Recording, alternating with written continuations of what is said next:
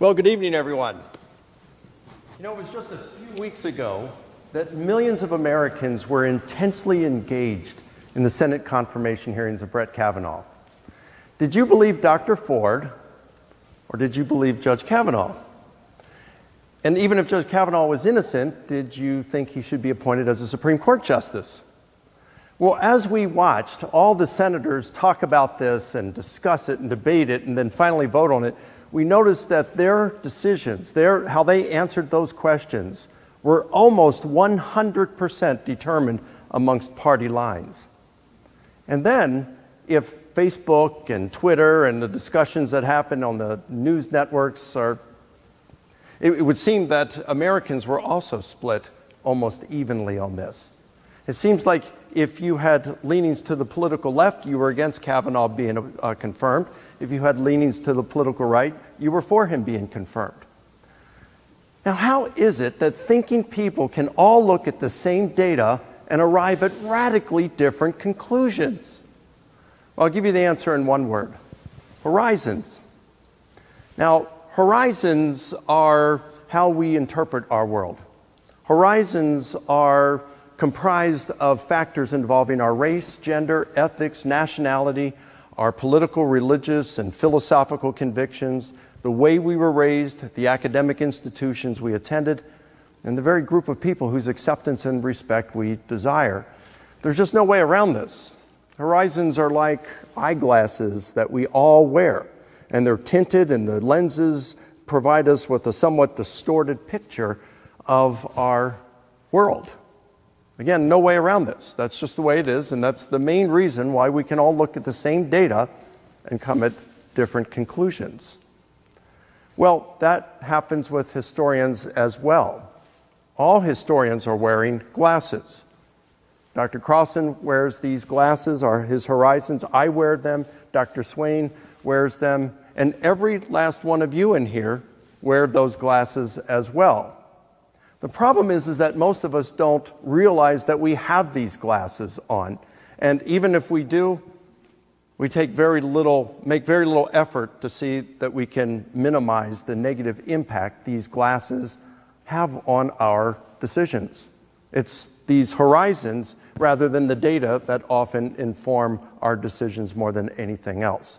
And this is going to impact how we study Jesus and what kind of conclusions at which we arrive.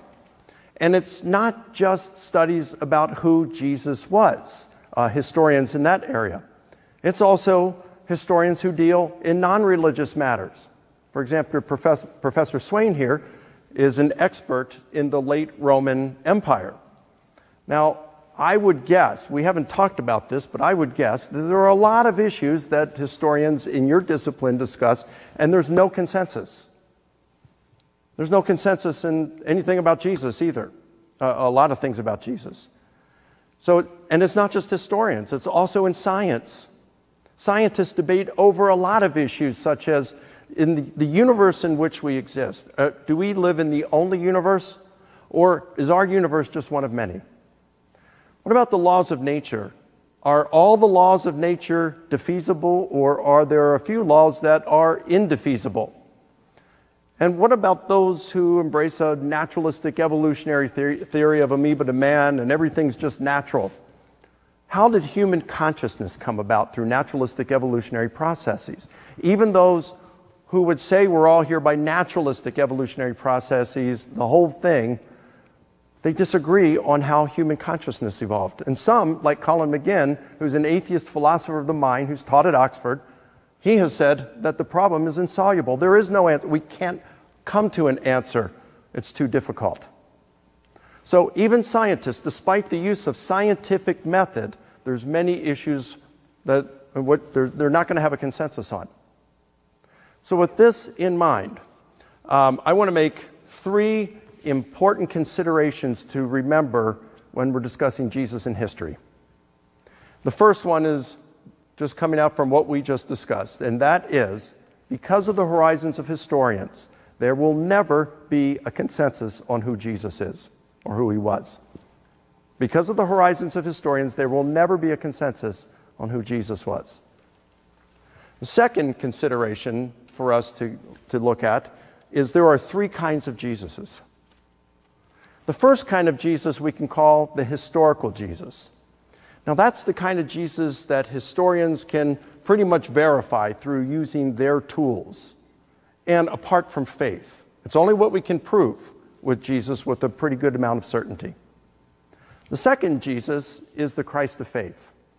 The Christ of faith, we might say, is the Christ we find in our Bibles, in our New Testament. It's the Christ who existed in the form, the role of God, who is the creator and sustainer of the universe, says Paul. It's the Jesus who came down and was born of a virgin, says Matthew and Luke. It's the Jesus who, according to the Gospels, performed divine miracles and exorcisms, and then was resurrected, and right now is at God's right hand. And from there he will come to judge the world someday. That's the Christ of faith. Now, of course, there's a lot of things about the Christ of faith that the historian will never be able to verify.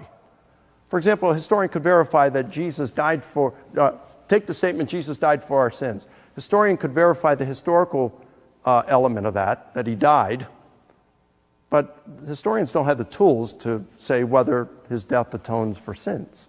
There's just no way a historian can do that. So things such as Jesus is deity, that can't be part of the historical Jesus. The historical Jesus might be able to be Jesus claimed to be divinity, but the historical Jesus could never be he is divinity. Now, that's the Christ of faith. And then the third Jesus is the real Jesus. This is the Jesus who lived in Judea and Galilee. This is the real person who walked and lived in that time and area. Now, the real Jesus and the Christ of faith could be the same person. It could be that Jesus looks at the Christ of faith, that they were to meet one another, and Jesus would say, yep, that sounds like looking in a mirror. But it may not be that way. It could be that Jesus looks at the Christ of faith and says, well, you got some things wrong there. No, I never said that. I never did that. Well, I did something like that. I really didn't feed 5,000. Where'd you get that from? I fed 50, and the only reason is because we prayed and a guy came along and he saw us and he donated some food. No, that story isn't. So it may or may not be the same as the Christ of faith. Now, what historians do, they take the historical Jesus and you see what you can verify the Christ of faith. Okay? But if you took the real Jesus and then the historical Jesus, again, the historical Jesus is not a real figure. It would look like you got a real Jesus, and then you have an emaciated stick figure who's missing some parts with the historical Jesus. All right, what historians are trying to do, where my interests lay, is when we look at the historical Jesus, how much of the Christ of faith can we verify? And is there anything about the Christ of faith that the real Jesus would look at and say, that's not true? So those are the three kinds of Jesuses. The third consideration for looking at history and Jesus, when we discuss this, is methods and results. Now, what historians do is they typically will survey the sources, whether we're talking to, whatever the question is, we look at the sources to see what are the relevant sources and what they say about that. So we're going to look at the early literature. We're going to look at the New Testament literature. Most, if not all, was written in the first century. And then we're also going to look at the apostolic fathers who were, some of them were the successors of the apostles. And we're going to look at the Gnostic literature. We're going to look at some fragments that really may or may not fit into some of the other ancient literature. And we're going to see, well, how much of this is valuable and how valuable is it? How much of it may help us when it comes to the historical Jesus? We may look at some of it and say, okay, well, this may not tell us about the historical Jesus, but it will tell us what some Christians were thinking in this time. Even the skeptical New Testament scholar Bart Ehrman would say, if you want to know about the real Jesus, there's only one place to go, and that's the New Testament Gospels. He says this is not for theological reasons, it's for historical reasons, pure and simple. So we might look at what people believed. Maybe that's a person's interest in history, or how theology developed over time. My interest is, well, can we prove about Jesus, the historical Jesus? What is that? All right, so we're looking at the sources. We're going to look at, we're going to bring in some criteria. How do we verify things about Jesus? We're going to bring in some criteria. These are called the criteria of authenticity. These are nothing magical. They are common sense principles. They're named different things by different scholars. Some of the criteria of authenticity are rejected by scholars, like one that was used years ago that hardly anyone uses today is called the criterion of double dissimilarity. No one uses that. But they will use a handful of criteria that have proved to be pretty common sense stuff and have yielded some good results. These are things like, well, if we're looking at some sources, we're going to value a source that was written by an eyewitness a little more. We're going to give it a little more weight than we would a source that's not written by an eyewitness. It's common sense, right? If we're looking at a source that's written close to the events it purports to describe, that's going to have a little more weight to it than one that was written 100, 200, 300 years later. If a source reports some things that are kind of embarrassing details, embarrassing to the author or the movement that author is writing for, it has a better chance of being true, perhaps, because why would you make up something that's going to embarrass or discredit you? Or if there are multiple independent sources that are reporting the same event, if they can be shown to be independent and they're reporting the same thing, it's more likely to be reporting a true event, especially if one of those sources are an unsympathetic source versus a sympathetic source, right? So these are just, again, common sense principles. There's nothing magic about them. You know, by using those, historians are able to construct a historical Jesus. Now, some of the results of that would be Jesus was baptized by John the Baptist. Jesus came on the scene. He believed that he had a special relationship with God who had chosen him to usher in his kingdom, that he taught in parables, that he performed deeds that astonished crowds and that both he and his followers regarded as divine miracles and exorcisms. And that Pontius Pilate, the Roman governor, crucified him either in April of the year 30 or April of 33, and Jesus died as a result. Virtually 100% of historians of Jesus grant these as facts using these criteria. They say these things actually happen about Jesus, whether they're atheists, moderate, liberal, conservative Christians, Jewish scholars, they agree on these things. And then historians of Jesus will typically, there are other things that they claim are pretty certain about Jesus, but there may not be a universal consensus on those. Let me just say one thing. I'd be remiss if I didn't mention that there is a movement among some New Testament scholars to move away from the criteria of authenticity, saying they really don't have that much value. Some even suggesting that we jettison the criteria altogether. I think these scholars, though well-meaning, are seriously misguided. There are a number of reasons why they go with this, but one of the main reasons is that the criteria have not led to the desired consensus. But I think that such an expectation was flawed and misguided from its very beginning.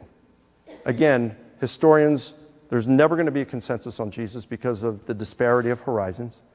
You don't have a consensus among historians, even amongst a lot of non-religious things like ancient, late Roman Empire. You don't have a lot of consensus on many things within science. So we shouldn't expect a consensus when it comes to Jesus. There are other reasons as well, but I don't have a lot of time to discuss them. What I would say is to those who say we should abandon the criteria, that if we do that, do you believe that Jesus died by crucifixion? And if so, how do you get there without the criteria? So, in wrapping this up, I would say that we have to remember there's never going to be a consensus on Jesus. Remember that those are those three types of Jesus: the historical Jesus, the Christ of faith, and the real Jesus. And the third, we look at the methods and results. There are certain things that can be known about Jesus apart from faith and just using the tools of historians. Dr. Crossan and I, we've done historical work. I've done a lot of work, especially on the resurrection. He's done a lot of work. He's written a thick book called The Historical Jesus, other books on this. So we are interested in historical matters. We have radically different pictures of who Jesus really was. And so I'm looking forward to this evening's dialogue as we go through these, and you'll see the differences that we have and our different approaches to those and where the differences come in, why those differences may exist. Thanks.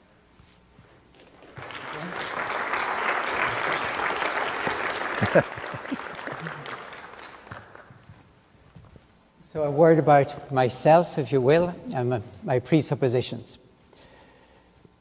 This name, John Dominic Crossan, always sounds so pretentious to me. Why do you need 3 names? Well, the reason is important for tonight as well. When I was 16 years of age, I entered a Roman Catholic 13th century monastery. And when you do that, like in the Bible, when you get a new vocation, they wipe out your past, give you only a future. So I went in as John Crossan.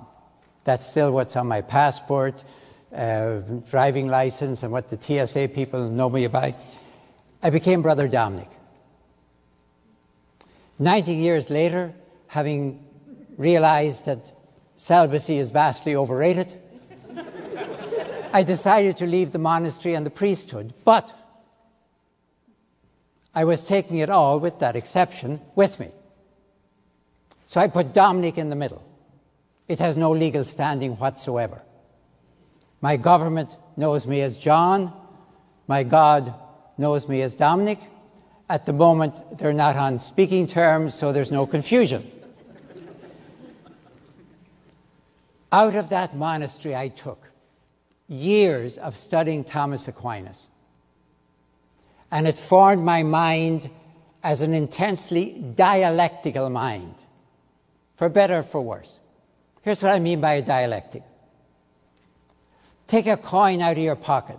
Try and look at the 2 sides at the same time. You can't do it without mirrors and stuff. We're not good at dialectic. Dialectic is any 2 things that can be distinguished but not separated without getting a mess. Yeah, I suppose you can cut a coin in 2 and see what you get. So I learned from Thomas Aquinas to watch out for reason and revelation. Aquinas could spend, as it were, the morning reading Aristotle and the afternoon reading the Bible and have no problems with supper. So reason and revelation are, for me, a dialectic. Distinguishable, of course. Separable, no, without destroying both. Now, I really mean that. You can't say, well, yeah, let's, of course, reason, of course. But, so whenever those get separated, by the way, when they really get separated, very often people get killed. I found out throughout history. So I'm very, very, very careful about separating them. That is simply the same with faith and history. As Mike said, of course, people can disagree on facts. There are even people who argue, scholars, who argue Jesus never existed. I think the major consensus is that's wrong, but it's there. So we have to get facts with some agreement, but then we get interpretations. Every incident involves a fact with all the arguments about that, and an interpretation with all the arguments about that. They are a dialectic, and we ain't good at deciding where is the fact and where is the interpretation. My interpretation is a fact. Your interpretation is a myth. Okay, so watch for dialectic. If anyone cares to understand me, that is, as far as I can understand myself, a profound realization. Reason and revelation. I got it from years studying Thomas Aquinas. I took it from the monastery with my name, as it were. Faith, they will not disagree, faith and history, unless we get either or both of them wrong, because they both come from God. Thomas was absolutely certain of that. He was never scared with arguments from reason. Let me look at another distinction. The distinction between the metaphorical and the literal.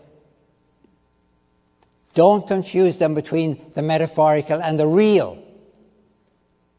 That's a fatal mistake made after it's the dark side of the Enlightenment. It's the endarkenment that is the other side of the Enlightenment, the loss of metaphor. Metaphor creates reality if you start living by it. Bad metaphor, bad result. Good metaphor, good results. Now, for example, before Jesus ever existed, and had he never existed, there was a human being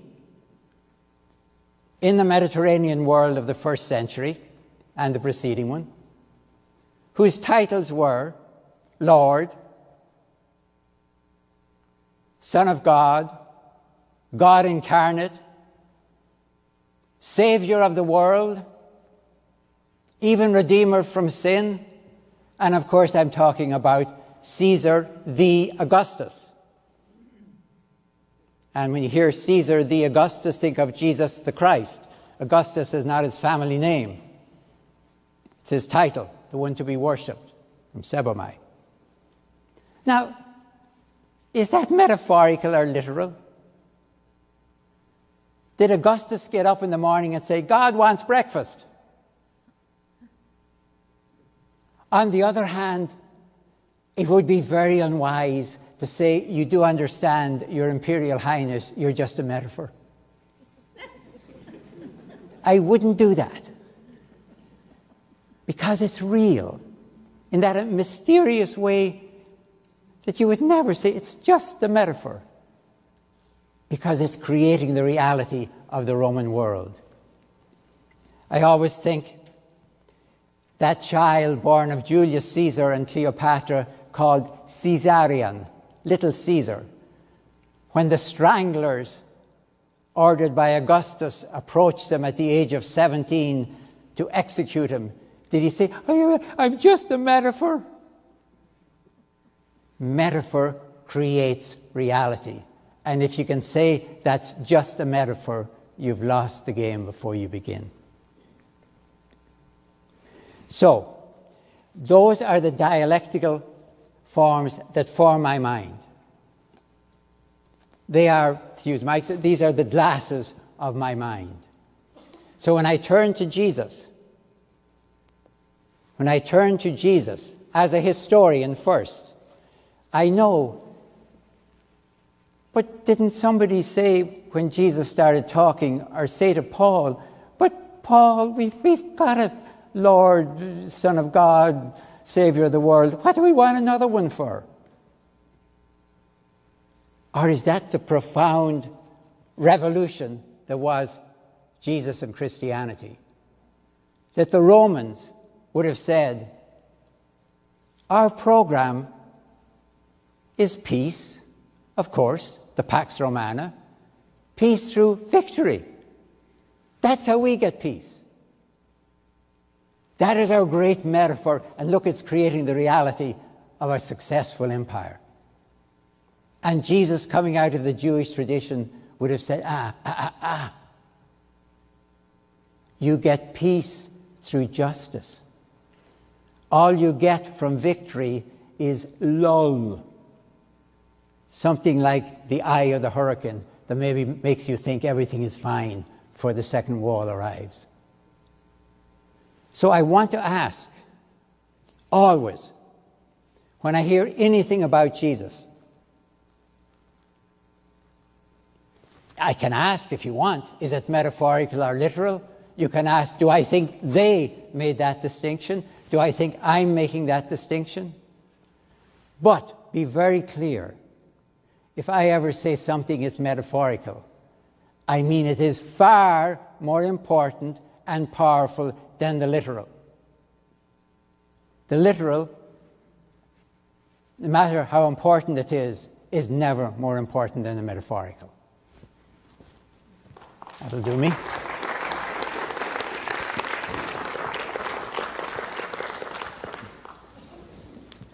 So we've all agreed that the next 40 to 50 minutes or so are going to cover about 4 questions.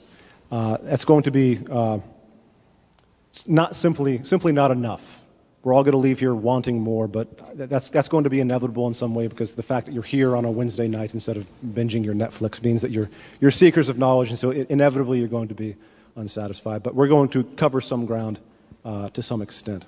But before we get to those 4 questions, I want to pose a preliminary inquiry to our speakers. And I'll start with you, Dr. Licona.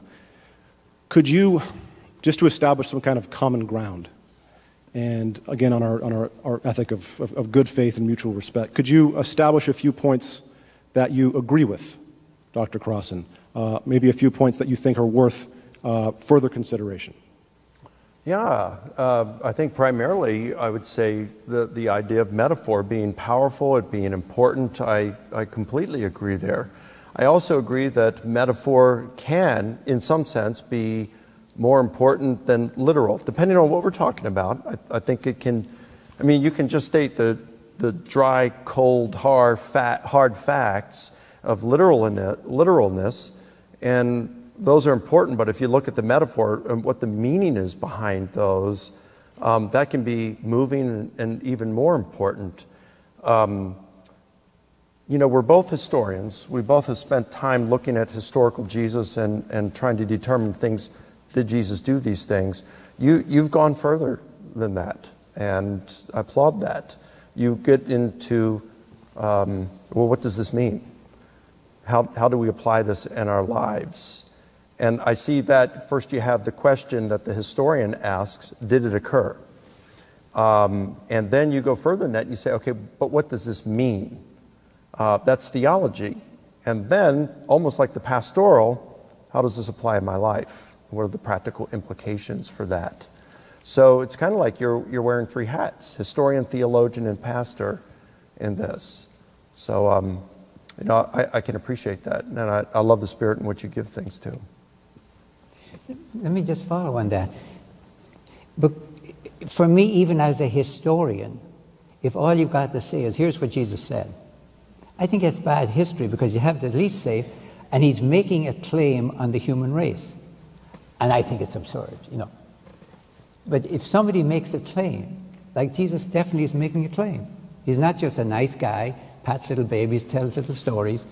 He is making a claim on the human race, on the meaning of life on earth, as it were. So if I'm, as a historian, reporting him, I have to at least say that. And then, of course, it'll get me to why the Romans are going to get executed, because they're in charge of making. So I think it's very bad history. I think we'd agree on this. It's a very bad history to make it seem as if Jesus was, I don't know if I might be insulting somebody to say he's a philosopher, because the Romans didn't crucify philosophers. He was making a claim on the meaning of life. So even as a historian, I must report that. Then, as a Christian, I say, and I think he got it right. That's me as a Christian.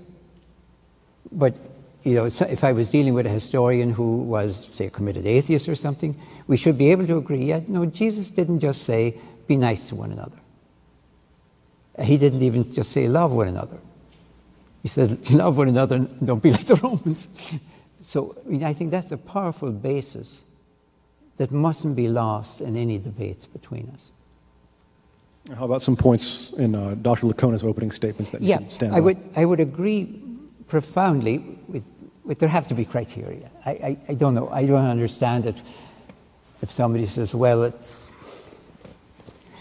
becomes like a Rorschach. It's just, what do you feel about it? There have to be criteria. And I think we would be using exactly the same criteria ourselves and in using it. So there are criteria. The distinction between Jesus, you could say Jesus and the Christ, in the same way that you could say Augustus is his, Caesar is his name. Augustus is his more than title. So I want to be careful, though. I don't want Jesus to go off one way and Christ go off the other way. I want one person in there. But I would almost say crudely, Jesus is a fact, Christ is an interpretation. Or Jesus is history, Christ is theology. But Jesus himself is talking theology.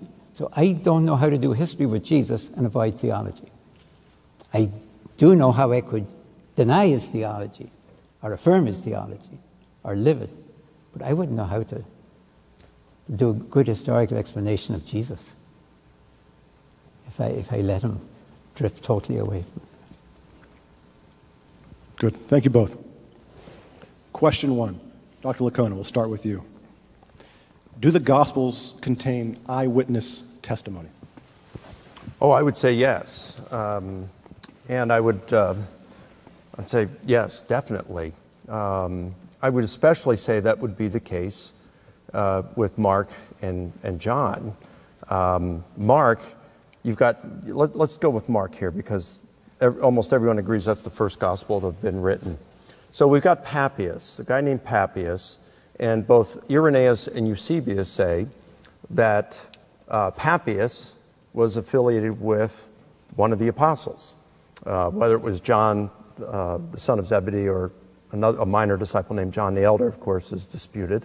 But he was affiliated with one of Jesus' disciples. In fact, in his Chronicon, you have Eusebius putting Papias, Polycarp, Clement, Clement, with the Apostle John right after the 219th Olympiad and right before the 220th Olympiad. And the 220th Olympiad was the year 101. So he says Nerva he served for a year and a few months, and then he died. And then I think it was Trajan that took over, and he served, I think it was for 19 years.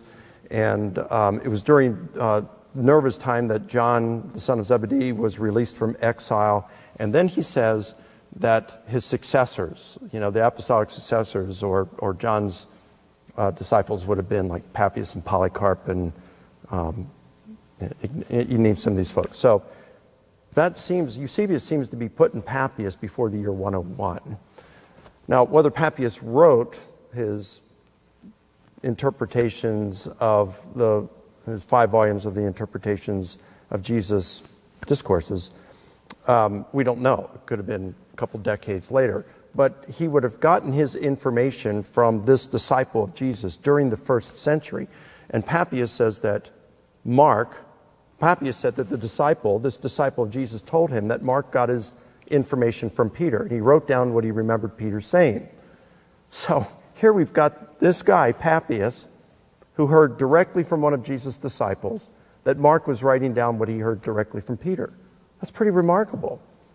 And then the majority of scholars today, Johannine specialists, do agree that John, even though they don't think it was John the son of Zebedee, there are a few of us who do, but even though they don't think it was John the son of Zebedee, they do think that the author of John's gospel was either one of Jesus' minor disciples, or that the author used one of Jesus' disciples, perhaps John the son of Zebedee, or a minor disciple, as one of their primary sources behind that gospel. So yeah, we've got some good evidence that there's some eyewitness testimony in the Gospels. All right, let's start with a no, and I'd qualify it. First of all, we say the 4 Gospels, and I say it too. There's only one Gospel, the Gospel according to. That's profound for me.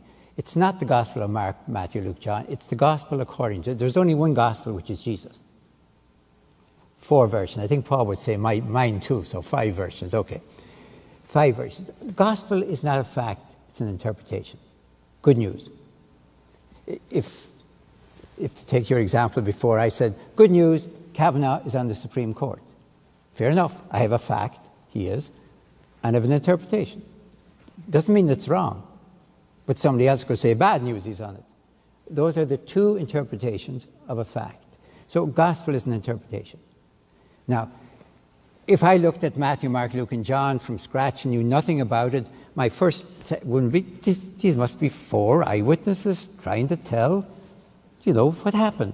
And look, they come up kind of pretty much with the same general structure. So yeah, these must be 4 eyewitnesses. But then when I actually study it, and now as an heir of 100 years of study, I find out, no, Mark is copied by Matthew and Luke. But I thought Matthew was supposed to be the one who was there. And he has no trouble changing Mark with a certain consistency, not just at random. Ditto from Luke. So if I put them in parallel columns and read them that way, I have to face this. Now, I don't think that's the only way to write the gospel. I think there should be only one version in there. But Tatian and Martian in the 2nd century thought that too. They should be all collapsed into one, or get rid of them all and keep only one. He wanted Luke. So it is a weird thing that we only have one Jesus, but have 4 interpretations of Jesus, all of which are good news. So I'm kind of stuck with that. I don't think it's any way to write a gospel, to be honest with you.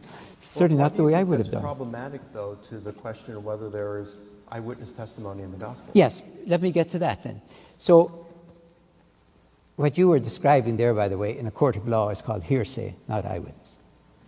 But my problem is, I'm sure there's eyewitness. Of course, that could be said about any author. That could be said about Plutarch. It could be said about Suetonius. Well, if they're claiming, like, for example, Jesus said in Mark, okay, Mark is the first one. So let's say he's got it right. Let's say he was an eyewitness. How dare Matthew and Luke change it? Well, why? When we look at the because they don't think it's eyewitness, they think it's gospel. And no, Matthew's willing to say, who are you, Mark? This is my you. I would guess that you're probably like most, and I might even agree with it, that the titles, the gospel according to Matthew, according to Mark, etc., weren't in the originals. So what we have here are 4 biographies of Jesus, and the question is, even if Matthew is using Mark, which he most certainly is, in my opinion as well, the compositional textbooks written by Theon and Hermogenes and Aphonius and Quintilian, they all say you should change things, you should paraphrase. And we see this as exactly what the gospel authors are doing. Unfortunately, in this case, the compilers of the New Testament had the bad taste to keep Mark in there so we can see them at work. I can see Matthew change them. But we can see Plutarch change Plutarch. Who changes Plutarch? He's doing exactly what he should have done as a good literary biographer and historian. Yes, but he's not making anything like the claims about his antagonist, protagonist, whoever it is, let's say Alexander, anything like they're making about Jesus. But why is that relevant? They're still following the same rules. And again, the question we're trying to discuss here is, do the Gospels contain eyewitness testimony? And even if Matthew did change some things, that doesn't mean that, or John or whoever, it doesn't mean they're not that their Gospels do not contain eyewitness testimony. Well, you know, contain becomes then almost a weasel word for me. There has to be somebody in there. But there is no way, when I read the crucifixion, for example, and like you, I'm historically as sure as anything is that Jesus was crucified. When I read, for example, let's say the last words, I have no way of telling whether an eyewitness there heard Jesus actually say, my God, why hast thou forsaken me? Or any of the others you want to use. Right. Okay. And everything, when I read them, tells me it looks like the authors of the gospel made up these as the appropriate last word from their Jesus in their gospel. Okay. So I can see why Luke would say, Father, forgive them, they don't know what to do. And John would certainly not say, my God, no way is he going to say that from Mark. So I don't see these as eyewitnesses. But then the question changes then from, I mean, what you're saying there, that could answer the question, are the Gospels, everything in the Gospels, every detail, the result of eyewitness testimony? Every single detail, the result of eyewitness testimony? I don't think that's the question, though. Oh, I would not be arguing that, of course. Right. Or arguing against but the question is, what I'm saying is you can't tell which is and which isn't. That's what I'm saying. Sometimes, yeah, I would agree with you. Sometimes, maybe like the words of the cross, we may not be able to verify. I mean, there's a lot of things in the Gospels and in Plutarch, Suetonius, Sallust, Cicero, all these that we can't verify. I agree with that. But again, that's a different question than do the Gospels contain eyewitness testimony? I would say every gospel writer wants to make a witness. Eyewitness is the least of their concerns. Oh, I disagree. But they want to make a witness, a martyrium. Yeah. Well, what do you do with John's multiple statements that say, hey, and this disciple is saying these things, and we know that what he is saying is true, or Luke saying that these were passed along down to us from the eyewitnesses and the servants of the word. I mean, it seems like, at least for Luke and John, it's very important about the eyewitness testimony. It is, but Luke says eyewitness who became ministers of the word.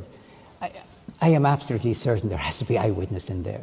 But I have no idea how you could possibly, as a historian, know which is which, since the authors themselves were saying it is the meaning of this that's important. And I have no compunction, I the author, about saying Jesus said this if it makes the gospel clearer. Say that again, please. How would I put this? If Jesus is dying on the cross, I'm trying to imagine the mind of Luke, and I want to say, what's the most important thing I want him to say as he goes? I'm going to make up, Luke, I'm going to make up, Father, forgive them, for they know not what they do. That's what I want. Now, if I only had Luke, I don't know how I could doubt that. Why would I doubt that? Somebody must have been there, one of the women, and heard Jesus say that, and it was beautiful. So I only know that when I start comparing the four and try and understand what they're up to, really. That they're after gospel. And if there are eyewitness accounts, which there must surely be, they are so irrelevant for them that there's no way as a historian I can say absolutely for sure that's eyewitness. I'm with you on that. Yeah. For most of what you said, almost all of it, I'm with you on that. We can't verify everything historically in the Gospels. Sometimes it's difficult to know if that's based on eyewitness testimony or all that stuff. I agree with that. But then crucifixion, for example, I get from Josephus and Tacitus as well, and that is very basic for me because he's crucified and his followers aren't rounded up, which tells me he's crucified from the Roman point of view for non-violent resistance. Violent resistance, you crucify them all. 10 minutes. That's a miracle. Okay. Question two. We got one. We'll start with Dr. Crossan. Who did Jesus think he was? Okay. Honestly, I kind of tend to cringe when I hear the question. I do. Because it was the great question of the 19th century, his self-consciousness. And I don't have a clue I don't know my own self-consciousness. And even if I told you, I don't see why you should believe that any more than what I write. I kind of know what I'm doing. I kind of try and see where I got it. I know what my interest in. My self-consciousness, that's for other people to tell me. What I see clearly about Jesus, and this is the massive consensus of scholarship, Jesus proclaimed the kingdom of God, and I would argue he claimed that the kingdom of God is not coming soon, like John the Baptist, but is already present if and when you take it upon you, you people, and enter it, you people, like me, because you can't have a kingdom of one. So I'm convinced that that is really what Jesus was about. And if you said, are you the Messiah, Jesus? He would probably have said, that's a nice way of avoiding what I've just said. Are you going to enter the kingdom of God? Yes or no? But I'd like to know, Jesus, are you the Messiah? I think Jesus absolutely avoided that. Because as far as I can tell as a historian, the consensus in the first century of who the Messiah was would be a transcendentally endowed military leader, somewhat like David. That's taken from John Collins, not me. So what Jesus was kind of counter to the consensus idea of what a Messiah was among the ordinary people he's talking to. I'm not talking about what you could get from the Old Testament. So I think he's proclaiming the kingdom of God, and he's not that interested in himself. He's much more interested in the message, the vision, and in your participation in it. So I don't think he tells us. I have no problem, by the way, with somebody listening to Jesus and saying, I think he's the Messiah. And I have no problem with somebody looking at a coin and saying, you know, I think he's the Son of God. That's my type of Son of God, not this jerk here in this coin. So any title you want to give to Jesus. I cannot prove he ever used them, but I have no problem as a historian in that matrix from giving him the highest titles possible, way beyond prophet or Messiah, even the Son of God. It's on all the coins. I would look at, of course, I'm going to part with Dominic here. I think, and it is kind of difficult because we're looking at what did Jesus say publicly versus with his apostles in private.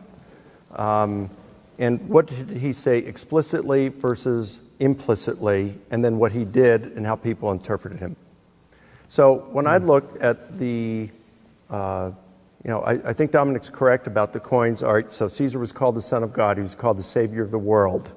In fact, there were kings back then. They were called King of Kings and Lord of Lords before Jesus. So these aren't titles that were just unique to Jesus. Okay. However, did they really think that they were gods? Well, I think we got some evidence that Gaius Caligula and Nero did. I don't know if the others did. We really think that they were God when the Senate conferred divine honors on them. I mean, how can senators who are mere humans confer divinity on someone when they're human? You know, humans can't confer divinity. So how much they really believed that they were divine is one thing. When we come to Jesus, if all we had were the virgin birth accounts in Matthew and Luke, then I'd kind of go with that and say, maybe this is what the Christians meant. But we got much more than that. You've got Paul, who says that Jesus, in 1 Corinthians 8:6, he's the creator of the universe. You have it in Colossians 1:16 and 17, it says he's the creator and sustainer of the universe. You have Paul in Philippians 2 that says Jesus existed in form, in the role of God prior to his incarnation. And then he comes down, okay, and then Jesus is, well, he's known as a powerful miracle worker. Whether you want to attribute those miracles to psychosomatic things, he was still, virtually every scholar who studies this stuff acknowledges that Jesus performed deeds that astonished crowds, and that both he and his followers regarded as divine miracles and exorcisms. So it seems like Paul is out there saying in pretty clear terms that Jesus is the creator, sustainer of the universe. He existed in the form, the role of God. Now, we can tell that Jesus, or Paul, we can verify that he's preaching the same gospel message as the Jerusalem apostles. He went up to them in Galatians 2, ran it by them, got it confirmed by them. So if Paul's preaching these things, his basic gospel message, certainly that would have had to include something as basic as who Jesus was, his identity. And it seems like this is what the Jerusalem apostles were preaching. So we've got to ask him, where do these pious monotheistic Jews get the idea that Jesus is God? And I can't think of any other plausible reason than that Jesus himself made claims to this effect. And so then when we come to the Gospels, we say, do they give us any signs of this?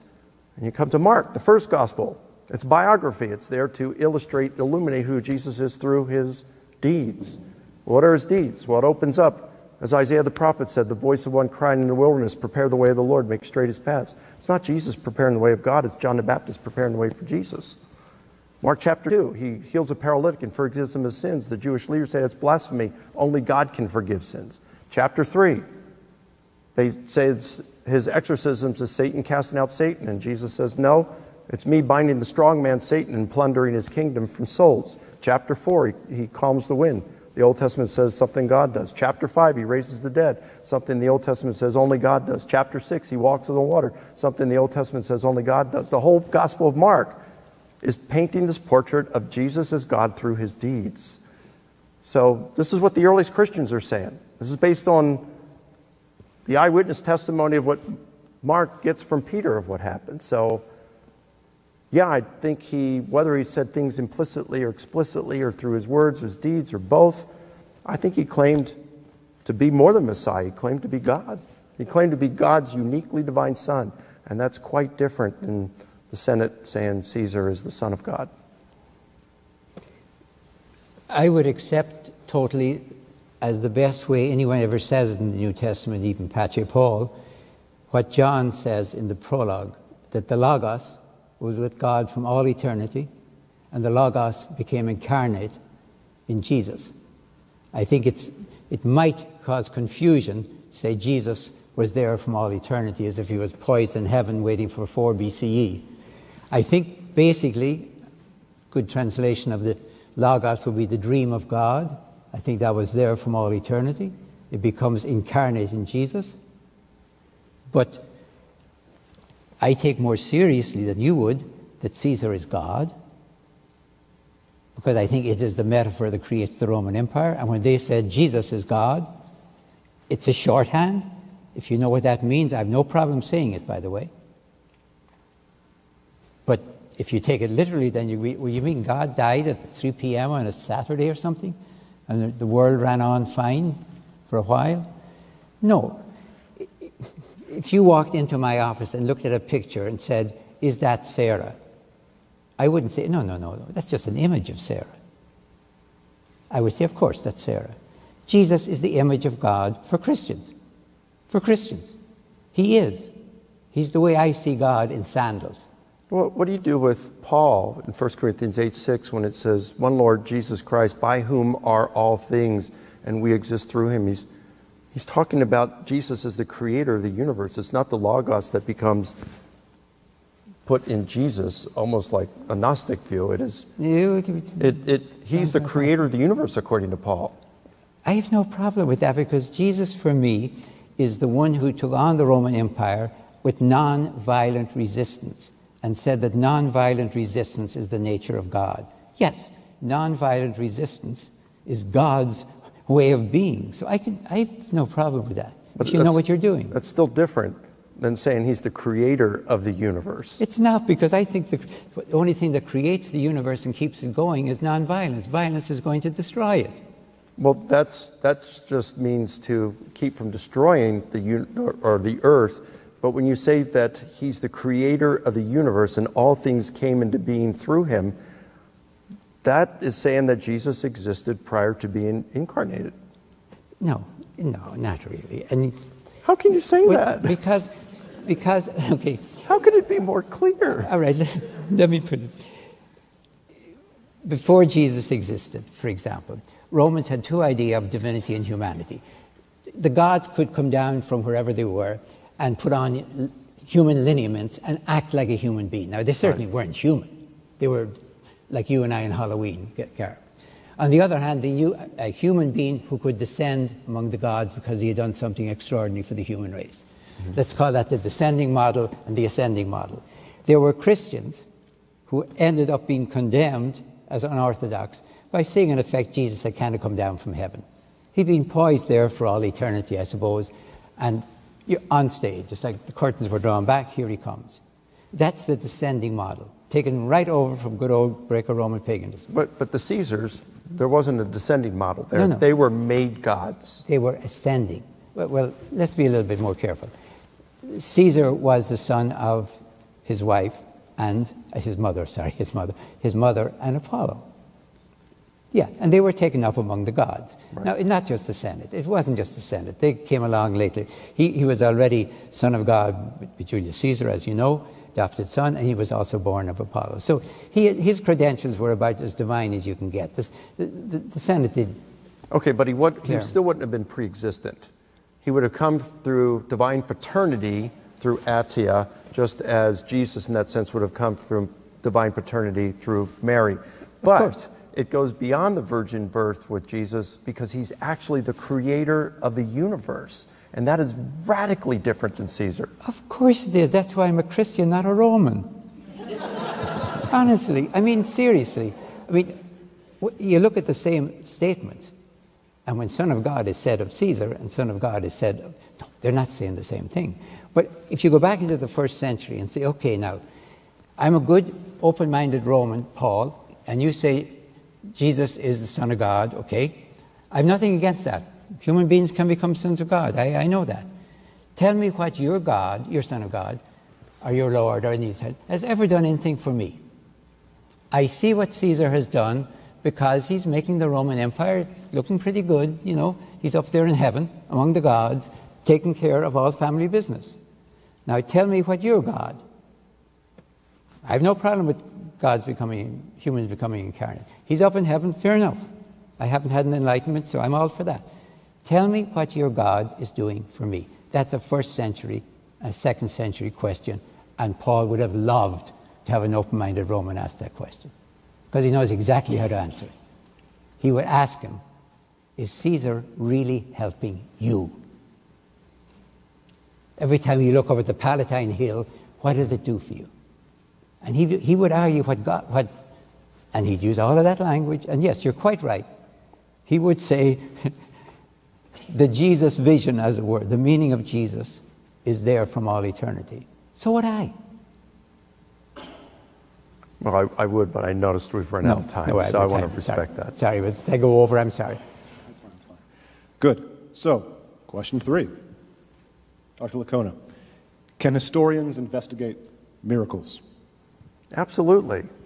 That doesn't mean they can confirm them. I think they can confirm the event, they just can't confirm the cause of the event. So let's just say that astronomers have been looking at a comet and tracking it for 10 years, and they've determined that it's on a direct collision course with our moon, and they say it's going to happen on a certain day at a certain time. And at that day, the Hubble Space Telescope is positioned in order to see what's going on. It zeroes in on the lunar surface, and we're all watching on our televisions, and at the right moment, bam, it slams into the moon's surface, and all this dust comes up, and as the lunar dust settles, there's a message written on the moon's surface, and it's in Greek and in Hebrew, and it says, Jesus is Lord. Now, a scientist can look at that and say, yep, the event happened. Yep. As far as we know, there is no natural cause for this. We have no idea how this message got written on the lunar surface. Does it have theistic implications? Absolutely. Could a scientist confirm that God made that happen? No. But a scientist could confirm that the event happened. Mm-hmm. In the same way, a historian could look at the evidence and say, come to the conclusion and say, yep, Jesus rose bodily, physically from the dead. But that would take a miracle. That would take probably God to do that, or a supernatural cause of some sort. As a historian, I can't verify that God did it or a supernatural cause did it, but I could verify the event and leave the cause undetermined. Yeah, I agree. Let me push it a little bit. Everything so far, I agree with you. Let me talk about healings for a moment. My experience with healings is that I've been a chaplain with pilgrimages going to Fatima and Lourdes. I only did it once, and it was in 1960, so I was very young at the time, but I was a priest, I was a chaplain. I watched the healings attributed to a Roman Catholic Marian healing shrine. All right? I saw it.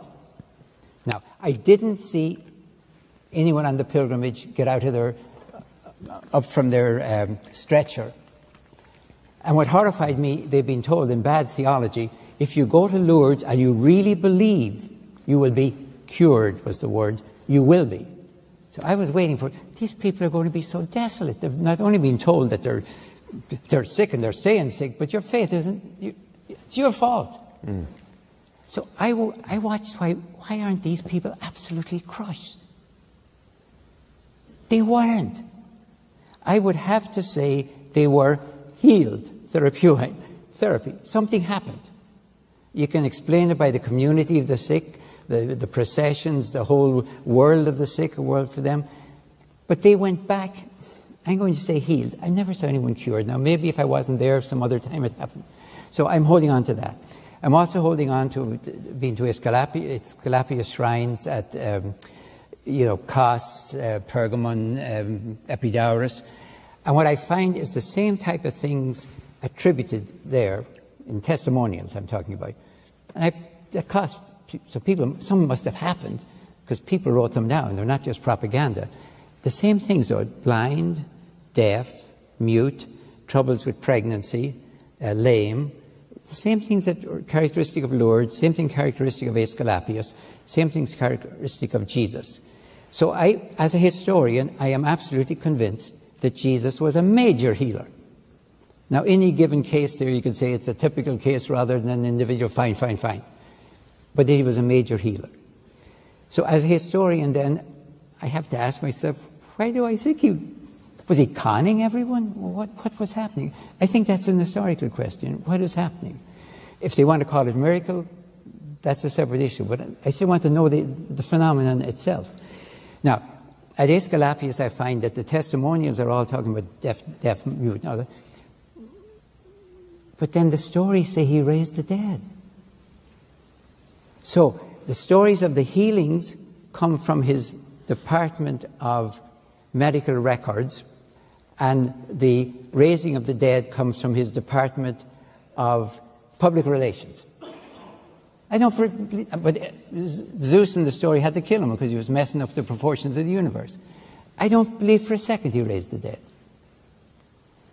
But raising the dead tells me big-time healer. So I get to Jesus. If he doesn't raise the dead, he's not a big-time healer, even though they're very careful about it. So Jesus is a major healer. Now, how do I think he did it?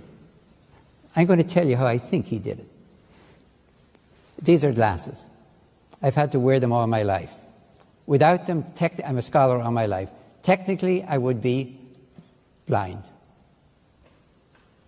What happens to a person in the first century who is blind? Blind in the sense that I am, trying to read without glasses, or without visual aids. He's a burden to his family. He's a burden to his village. I think what Jesus is doing, this kingdom of God, is taking people like that into a new community. Is he curing them? I honestly don't think so. I think if somebody came up to Jesus who'd had his eyes gouged out in a battle or something, and was still alive, and was blind, do I think Jesus could touch him and make him see? No, I don't. I don't. See, I think this is where horizons come in. It's probably where horizons come in. It's probably where horizons come in. And the question is, can historians investigate miracle claims? And I think so. I think what you're answering here is, did Jesus perform miracles? No, I really am, honestly. No, I honestly haven't yet. I'm trying to understand what they're telling me happened. Yeah.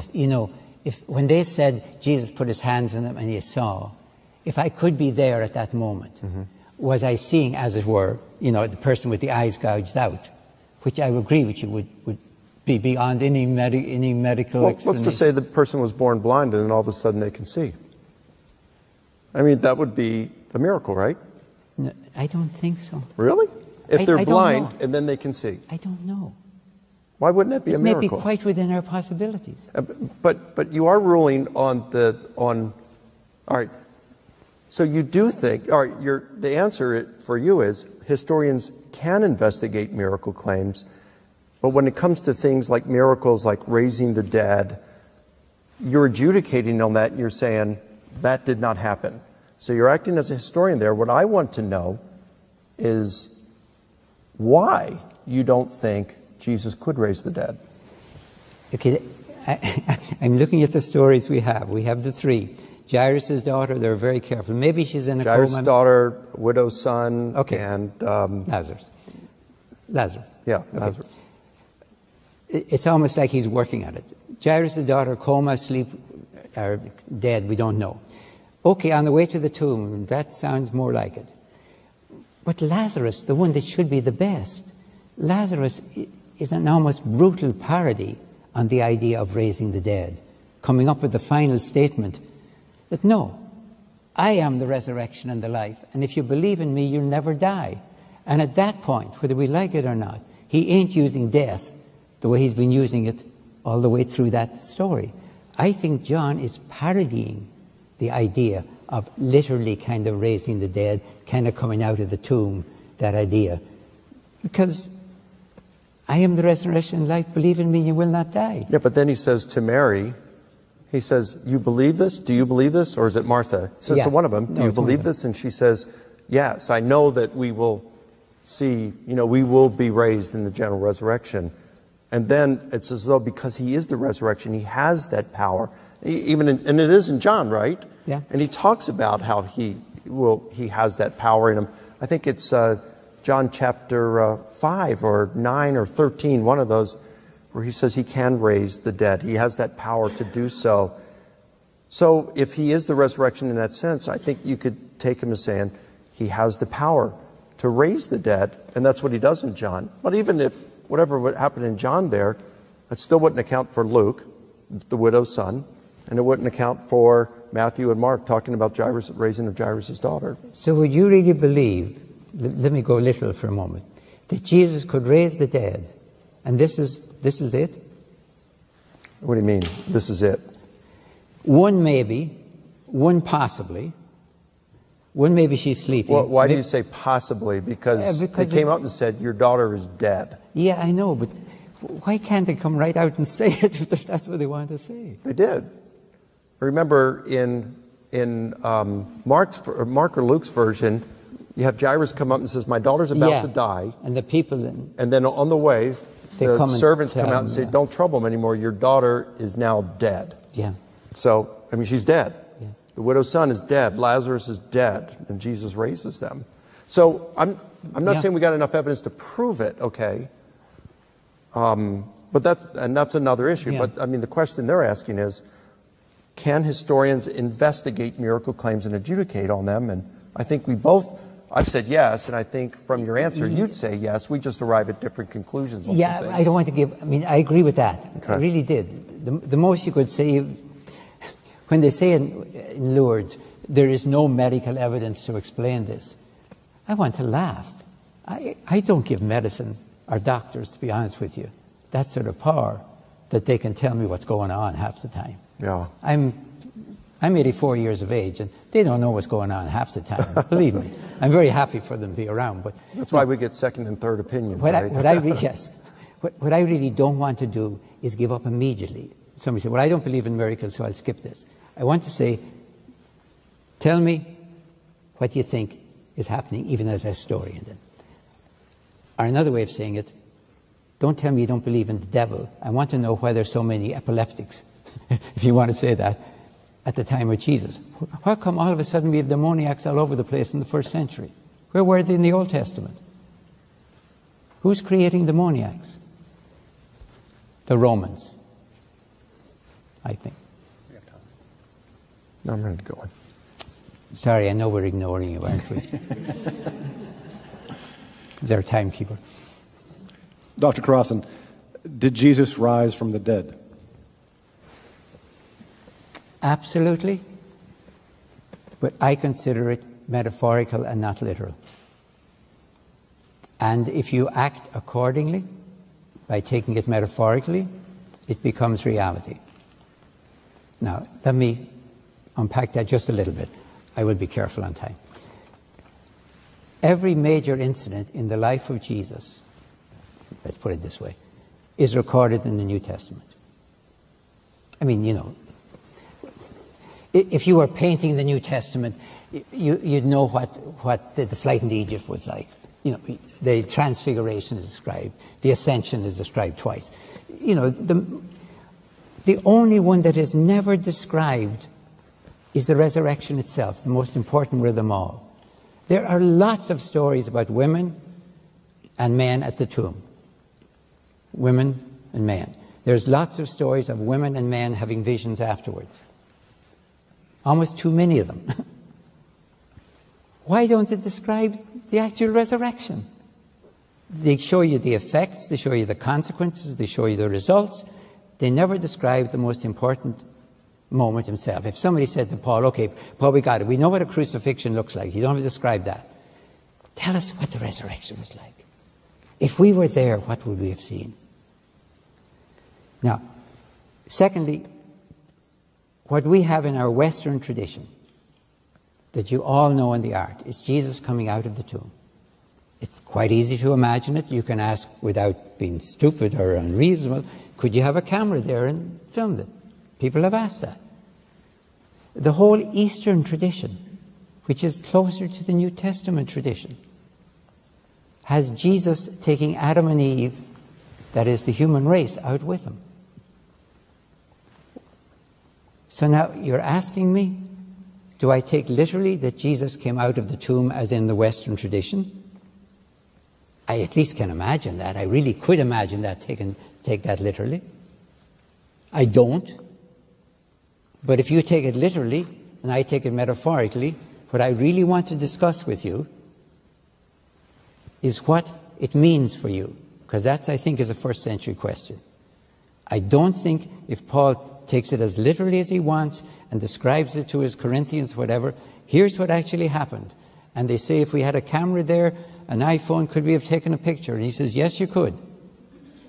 Then he would still have to say, well, sure, we've heard that story about Romulus. And the Romans are even telling it about more or less Julius Caesar. Yeah, he doesn't come out of the tomb, but the spirit goes up to God.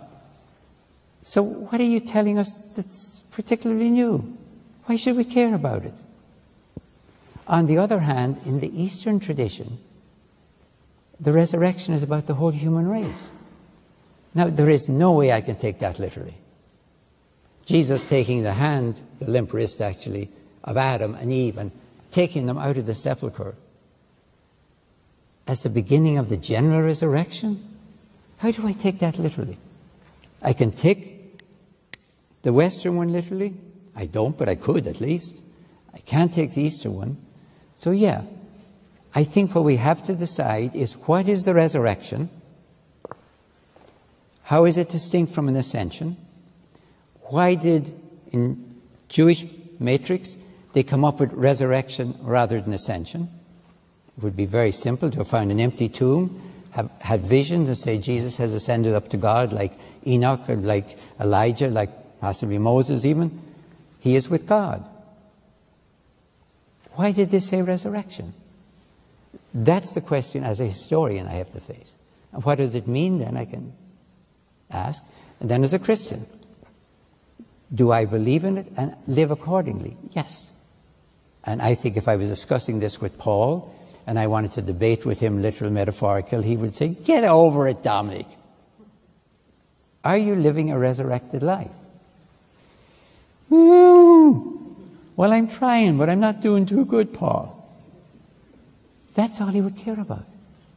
Because he's telling you the general resurrection has begun. If you're a Christian, you're not waiting for the resurrection. Maybe there is some come, but you're living it. And he would want to know, are you living it? And he would say to me, get over your little debates, because they're all excuses for getting on with it. I think Paul would go far beyond that. And I think he makes that clear. In 1 Corinthians 15, he's answering, the Corinthians are saying to him, they ask him two questions. How are the dead raised, and with what body do they come? And he says, okay, let me answer this. And he gives a bunch of things, but he says, all right. Verse 20, he says, Christ is the first fruits of those who sleep. In other words, he's the first to be raised from the dead with a resurrection body. And then 3 verses later, he says, each in his own order, Christ the first fruits. After that, those who belong to Christ at his coming. So in other words, Jesus was raised, according to Paul, in the first century, year 30 or 33. And we're going to be raised, Christians raised, when Jesus returns. Now, how does that look like? What kind of body does it look like? He gives the analogy of a seed. It's planted one way, it's raised another way, okay? There's continuity and there's discontinuity there. But then he goes on in contrast, he says, you know, it's sown as a corruptible body, it's raised incorruptible. It's sown in dishonor, it's raised in glory. It's sown in weakness, it's raised in power. It's sown as a natural body, it's raised as a spiritual body. And then he talks about how later on in the chapter, we who are alive, you know, at the time, we're going to be changed. Our bodies are going to be changed.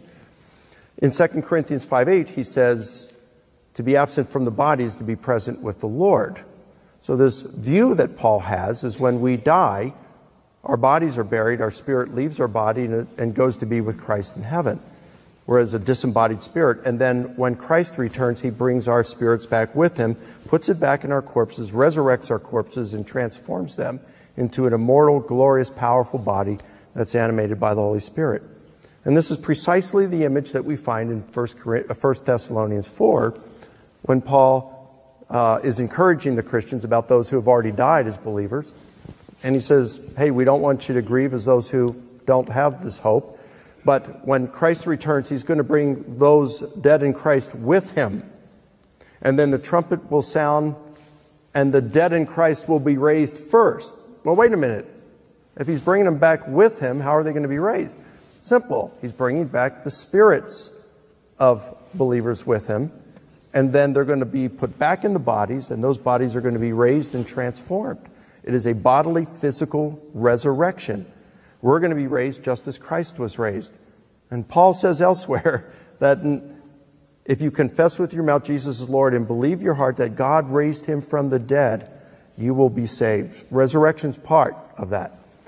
And so this is really important for Paul. Resurrection is important. It is a physical, bodily resurrection. Yes, he wants it to transform our lives. Paul uses resurrection as metaphor elsewhere, but he uses it here in a real physical bodily sense. It matters to him. That's how we know Christianity is true, that Jesus is who he claimed to be. It's like when people questioned him, he said, you know, in John, kill me, and in 3 days I'll rise from the dead. Or the sign of Jonah.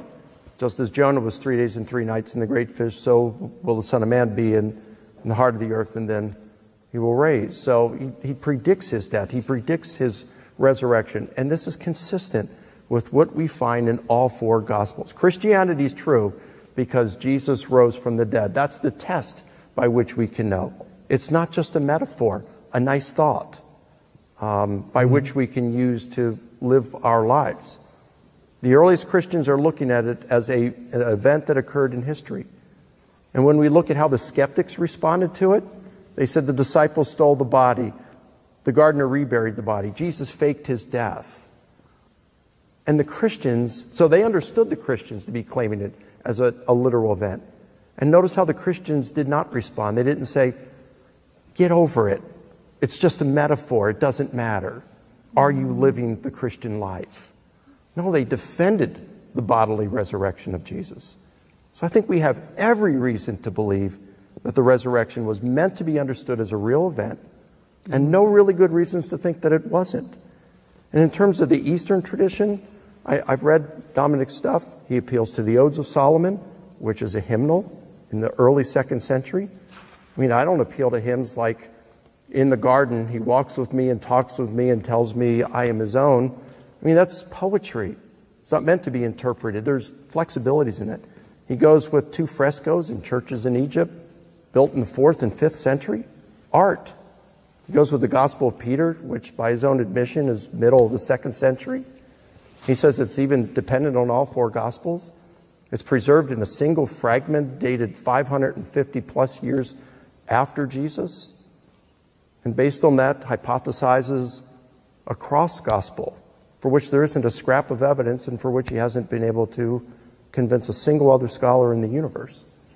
So Eastern tradition might be that. I want to know what the apostles taught. And they seem to have meant that it was a literal, physical event. Mm-hmm. Just please be careful. You slipped in the word real instead of literal. You said... I said literal. You did say real. You said... Okay. But just real. Because it's important for me. If you ask me, must a Christian believe in the resurrection? Yes. If I have no vested interest or professional job. I would be quite ready to say it's rubbish if I thought it was rubbish. I really would. And Paul's rubbish for thinking it, if I thought that was right. I think it is a metaphor.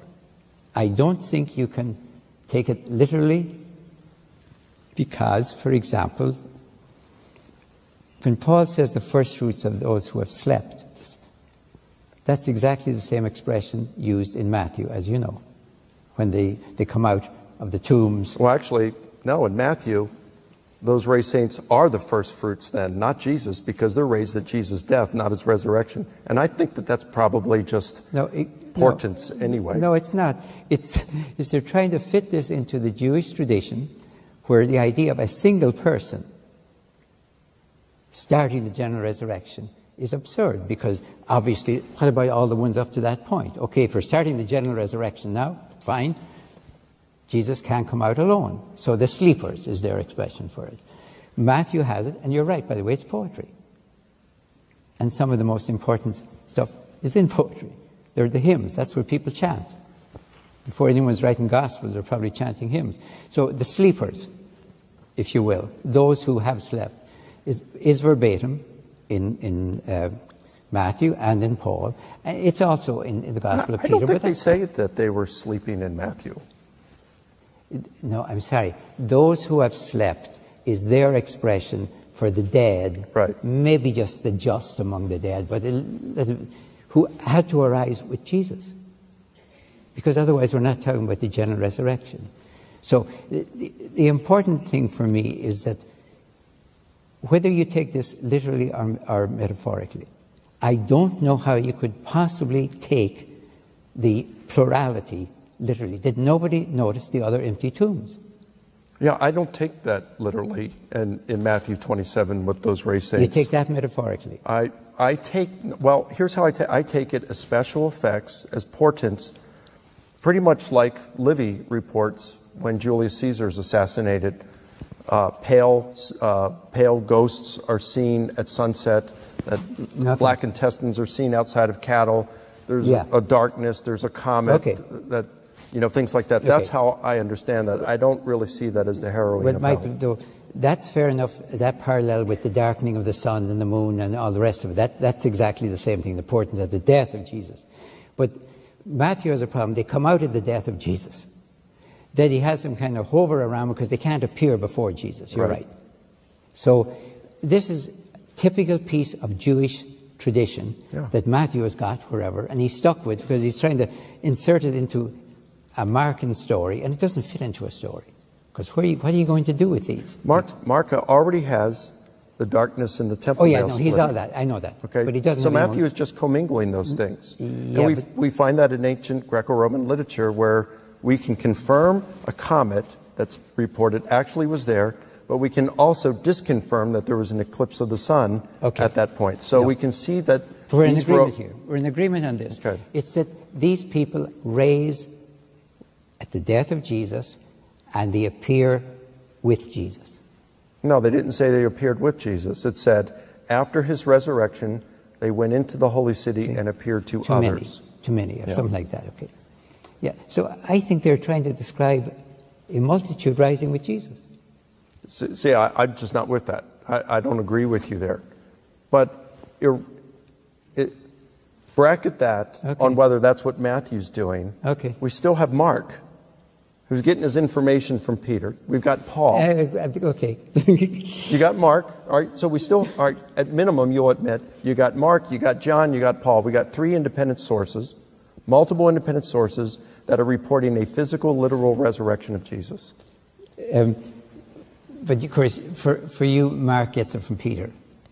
Yep, even if Mark didn't get it from Peter, okay, I think he did. But even if he didn't, Mark is independent of John. So you got Mark, John, and Paul, and all 3 of them talk about a physical, bodily resurrection.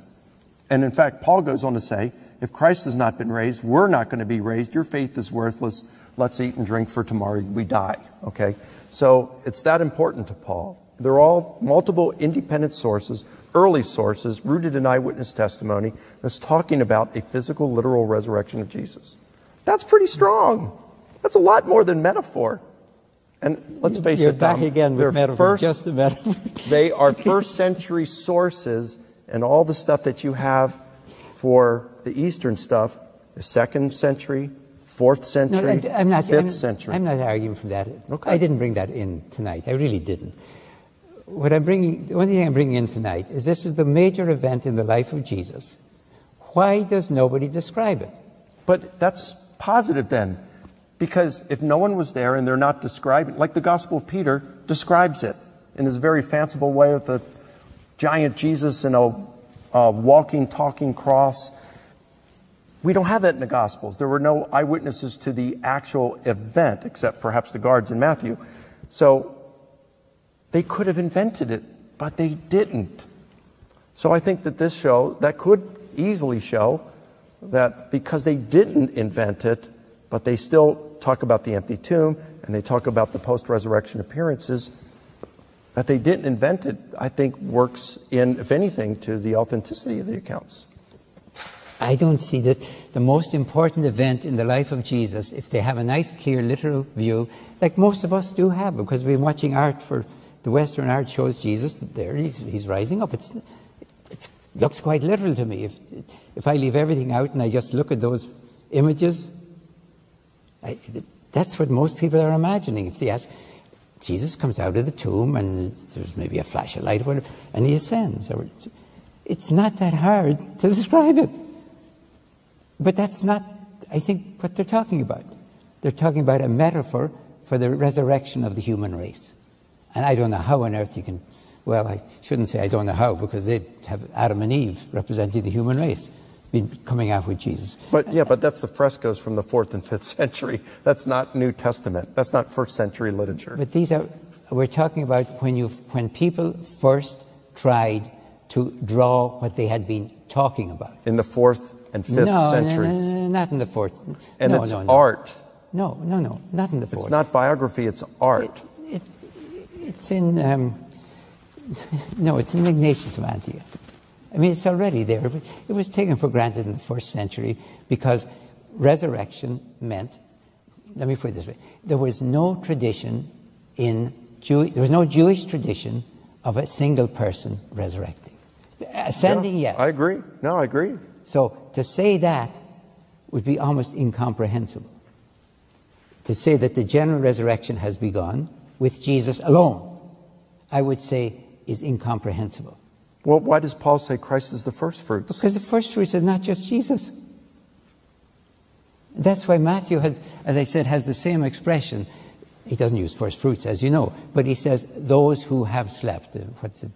Perfect. He says this, it's the same expression.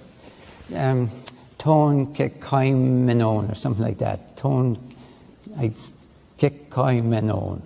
Look, it's 2752 and 53, right? Or give or take. Something like ton kekaimenon, the word we get coma from. Those who have slept. It's a 52. Yeah. Everybody get out their Greek handbooks. Yeah, those who had been sleeping. Those who had been sleeping. Who That's have the been same sleeping. Thing that, it's in the perfect Paul will tense. use in 1 Corinthians. Same expression. So I don't know if we're dealing with some kind of a technical expression for all the dead, or at least all the good dead. Maybe we're not taking them all out, that everyone knew about. So those who have slept. Except that they are raised when Jesus died. They're raised ahead of Jesus.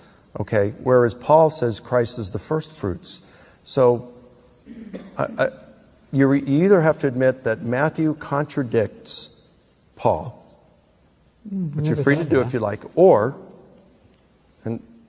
you say, well, maybe Matthew is using some portents there, and he's not meaning to talk about the harrowing of hell with this, or that the beginning of the general resurrection involved multiple people.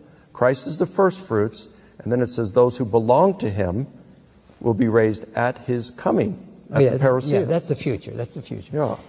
The question is whether any Jews or Jewish Christians or Christian Jews could imagine Christ arising alone, not ascending alone, of course, right, but arising alone, granted future and all the rest of it. We're not talking about that. Without saying, but what about other good Jews who died on Roman crosses? But then why just them and not us? Or why not them and not everybody else? If you have a problem with it just being Jesus and then the rest of the parousia, then why not have the same problem with Jesus plus a few others and then the rest of the parousia? Because that's what we're not talking about. We're not talking about the parousia at the moment. That's a separate issue for me. I'm trying to kind of focus on the resurrection of Jesus. Right, but you're talking about the general resurrection. You have problems thinking that Jews of that time would have thought that Jesus could have been the only one. I agree with that, all right? Yeah. And there's a paradigm shift that takes place with the early Christians and saying, yep, we didn't expect it this way, but Jesus is the first fruits. And then Paul's answer, the rest of us are going to be raised at his coming. But the fact that he's saying this and can think that we live as a disembodied spirit in the meantime when we die, he's thinking of a physical bodily resurrection. And this is exactly what all four Gospels are presenting. They're narrating a physical bodily resurrection. Now, by the way, the argument... Very quickly. The argument all four Gospels agree doesn't move me so much. Matthew and Luke copy Mark. I am not convinced. And with 50%, they don't copy him on whether John is a separate version. John has a tradition, without any doubt, as far as I'm concerned. But when he gets into the crucifixion and resurrection, he looks awfully much like Mark rewritten to have Jesus in charge of everything. That's the way I read John. Everything in there, you can say, Mark says, my God, why hast thou forsaken me? No way, John says. Jesus looks around and says, I guess it's all over now. I'm gone. I mean, Jesus is totally control of Mark. Yeah, in John. And John, in John. So I'm afraid he knows Mark and is rewriting him to be Jesus almost running his own crucifixion and his resurrection and his burial. He may very well have been. So I've only one witness, in other words. He may. Well, you got Paul. Oh yes, yeah. Paul, okay, so that's two. Sorry, the Gospels. And the thing is, if John is rooted in the eyewitness testimony of one of Jesus' disciples, be it the son of Zebedee or a minor disciple, and if Mark is rooted in the eyewitness testimony of Peter, whether John knew Peter or Mark and was rewriting him to some extent, you still have two guys, two independent sources who are attesting to the resurrection. Yeah, but you still haven't faced the issue. At some point, I mean, this could go on for another 2,000 years at this point. But all of that data could interpret it as ascension. Let me take it as literally as possible, just for the point of view. Everything happens exactly the way it's carried there. The real question that we still have as a historian is, why didn't they simply say, within their tradition, or even the Greco-Roman tradition, Jesus is clearly ascended. Romulus is ascended, we've all come back and seen him, so Jesus is ascended. What made them say resurrection? Because resurrection is not just about Jesus. It has to be about the past, then it can be about the future. We're not debating the future now at the moment. That's a separate issue. I don't think it's possible to talk about the resurrection of Jesus for Paul without imagining, at least. But of course, others came with him. Now, he might want to say only the just came with him. He might want to say, the rest can stay in hell or wherever. But I don't think any Jew or Christian Jew in the first century, including Paul, could conceive of a resurrection for Jesus alone. Ascension, yes. Resurrection, no. Feel free to respond, but in your closing statement. And then I shut up. Okay. Closing statements. Oh. All right. Well, this has been fun. I mean, truly, this is just fun. It's great talking shop. And, but I think that what we're able to see is the difference between horizons here, the disparity of horizons, even amongst Dominic and myself.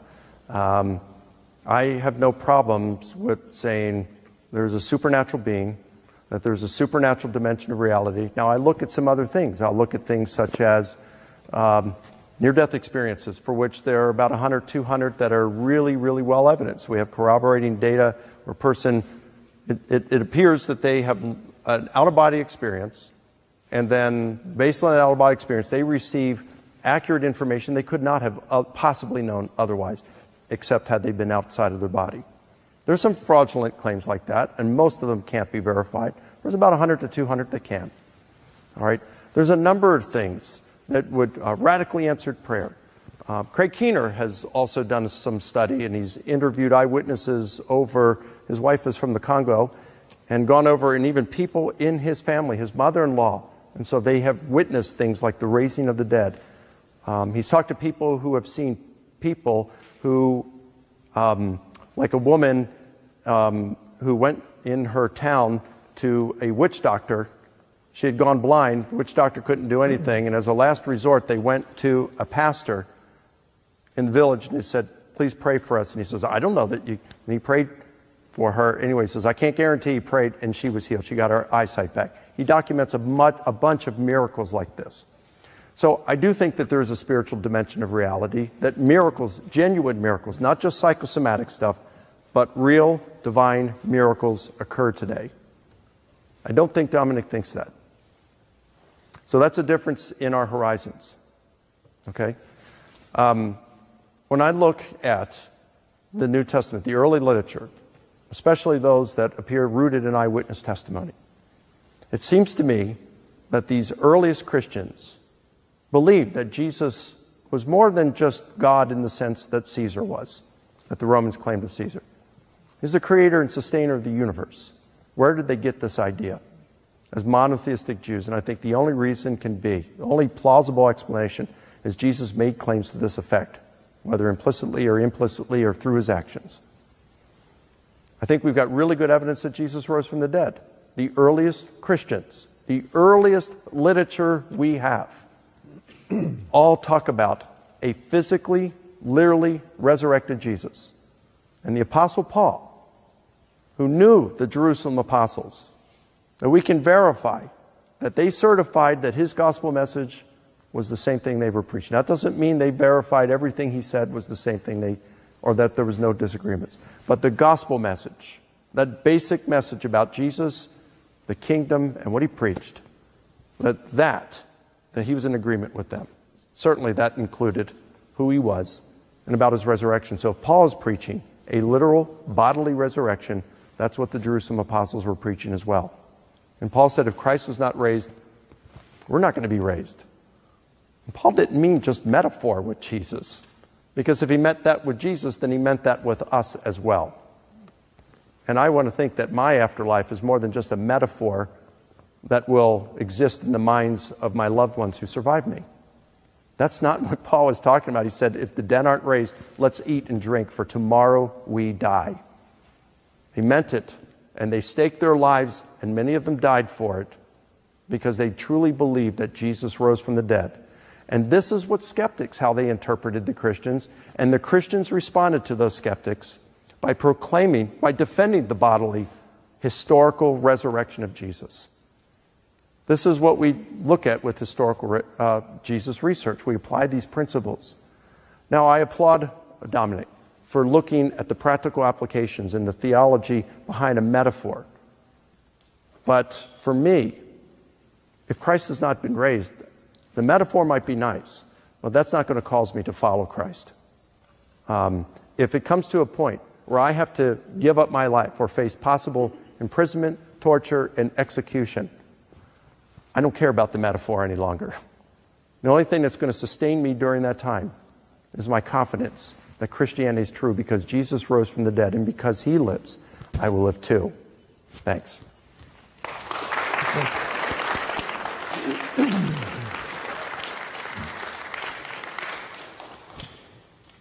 Well, I wouldn't want to die, but I would only die for a metaphor. If all I'm talking about is that Jesus rose literally from the dead, good for Jesus. People die for metaphors. They will even die for a metaphor, not because they have some idea of an afterlife. They won't die for a piece of real estate between Mexico and Canada, but they might die for their homeland. Not because they're going to live on afterwards or anything else. People will die for metaphors. The horrible thing is some people die for horrible metaphors. So I take metaphor more seriously than anyone who doesn't could understand, because it is our destiny. Now, after all the time I've spent with Jesus, here's what is most important for me. The Romans, go back to the Romans, crucified the leaders of nonviolent groups alone. If you're the leader of a nonviolent group of opposition, we might call them activists. The Romans did not crucify philosophers. You might boot them out of Rome, but they didn't they crucified what we would call activists. So Jesus was crucified, but his followers were not rounded up. I take that as an historical fact. I take it from Josephus at the end of the 1st century Jewish historian, Tacitus at the beginning of the 2nd century, trying to explain what these weird Christians were. They were followers of Christ who started a movement over there. We executed them to stop it, and doggone it, it didn't stop. It spread. Tacitus says, like a disease, and everything rotten eventually arrives in Rome, so it came here too. Josephus is a little bit more polite. He says those who loved him before loved him afterwards. But they both understand it.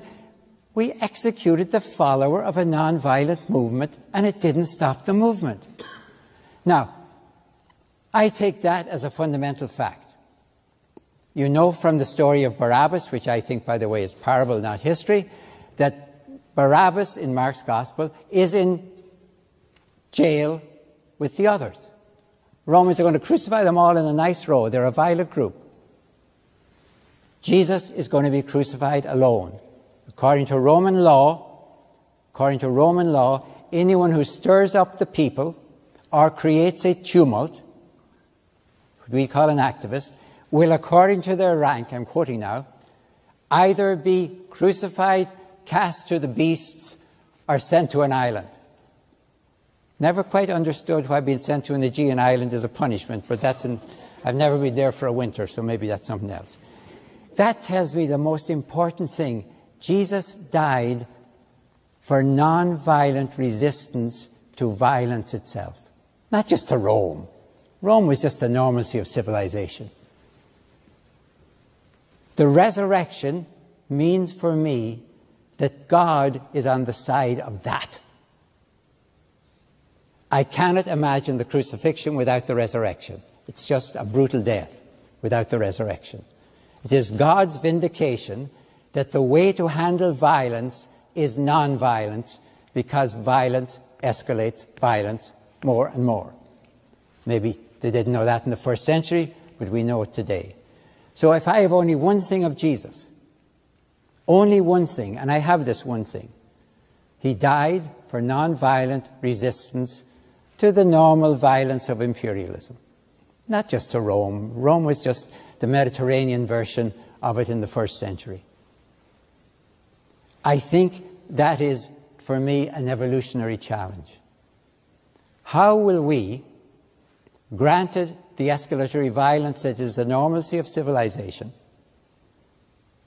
if you don't know what I'm talking about that it took, I think, 63 years to get from the Wright Flyer, you know, the Kitty Hawk, North Carolina, to the stealth bomber. We are really good at violence. So what is going to stop us destroying ourselves except nonviolence? That is the challenge of Jesus, and it's vindicated by the resurrection. It is for me a metaphor for the future of our species if we have a future. That is why it is so vital. Thank you.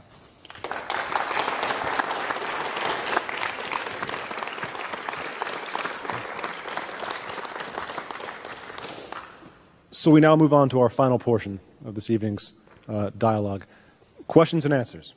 So those of you who have a question for Dr. Licona, please line up on this side of the aisle.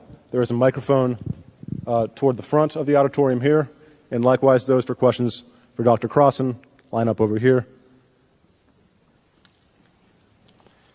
And while you're doing so, I will give you a couple of announcements. I believe most of you were handed one of these slips this evening.